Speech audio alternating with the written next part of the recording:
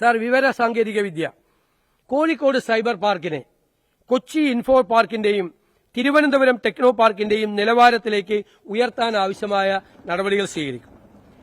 പരമ്പരാഗത വ്യവസായം സംസ്ഥാനത്തെ പരമ്പരാഗത വ്യവസായങ്ങൾ കടുത്ത പ്രതിസന്ധി നേരിടുകയാണ്. ഗ്രാമീണ മേഖലയിലെ സ്ത്രീ തൊഴിലാളികൾ കൂടുതലുള്ള കശുവണ്ടി, കയർ, കൈത്തറി അടക്കമുള്ള പരമ്പരാഗത വ്യവസായങ്ങൾക്ക് സർക്കാർ സഹായം അത്യാവശ്യമാണ്. ഇതിനായി ഇൻകം സപ്പോർട്ട് സ്കീം നൽകും. കശുവണ്ടി വ്യവസായത്തിലെ പ്രതിസന്ധി പരിഹരിക്കാൻ സമഗ്ര പാക്കേജിന് രൂപം നൽകും. പൂട്ടിക്കിടക്കുന്ന ഫാക്ടറികൾക്ക് ബാങ്കുകളുമായി ചേർന്ന് ഒറ്റത്തവണ തീർപ്പാക്കൽ പദ്ധതിക്കായി നടപടികൾ സ്വീകരിക്കും. കൈത്തറി, കരകൌശല വ്യവസായങ്ങൾക്ക് അവരുടെ ഉൽപ്പന്നങ്ങൾ ആഗോളതലത്തിൽ വിൽക്കാൻ ഡിജിറ്റൽ പ്ലാറ്റ്ഫോം നിർമ്മിക്കുകയും നൂതന യന്ത്ര സാമഗ്രികൾ ലഭ്യമാക്കാനും തൊഴിൽ സാഹചര്യങ്ങൾ മെച്ചപ്പെടുത്താനും പ്രത്യേക പ്രോത്സാഹനം നൽകും. സംസ്ഥാനത്തെ പ്രതിസന്ധി നേരിടുന്ന മൺപാത്ര തൊഴിലാളികൾക്ക് പ്രത്യേക ആനുകൂല്യങ്ങൾ നടപ്പിലാക്കും. കയർ ഉൽപ്പന്നങ്ങളുടെ വിപണി ഉറപ്പുവരുത്താൻ കയറ്റുമതി വർദ്ധിപ്പിക്കാൻ പ്രോത്സാഹനം നൽകും. കയർ മേഖലയ്ക്ക് 107.64 കോടി രൂപയും കശുവണ്ടി മേഖലയ്ക്കായി 56 കോടി രൂപയും വകയിരുത്തുന്നു.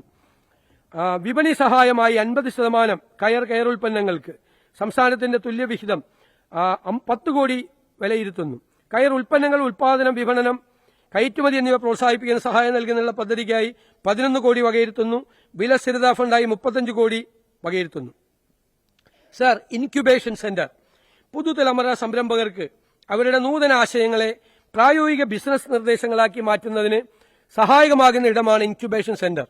വളർന്നുവരുന്ന സംരംഭകർക്ക് ഏറ്റവും നഷ്ടസാധ്യത കുറഞ്ഞ ബിസിനസ് സംരംഭങ്ങൾ ആരംഭിക്കുന്നതിനുള്ള സാഹചര്യമൊരുക്കിയാണ് ഇൻക്യുബേഷൻ സെന്ററിന്റെ പ്രാഥമിക ഉദ്ദേശം. സ്റ്റാർട്ടപ്പുകൾക്കും വ്യക്തിഗത സംരംഭകർക്കും ബിസിനസ് സംരംഭങ്ങൾ വികസിപ്പിക്കുന്നതിന് ആയി മാനേജ്മെന്റ് പരിശീലനം, ഓഫീസ് സൌകര്യം, പ്രാഥമിക മൂലധന സഹായം എന്നിവ ലഭ്യമാക്കും. ഇതിന്റെ പ്രവർത്തനങ്ങൾക്കായി 10 കോടി രൂപ വകയിരുത്തുന്നു.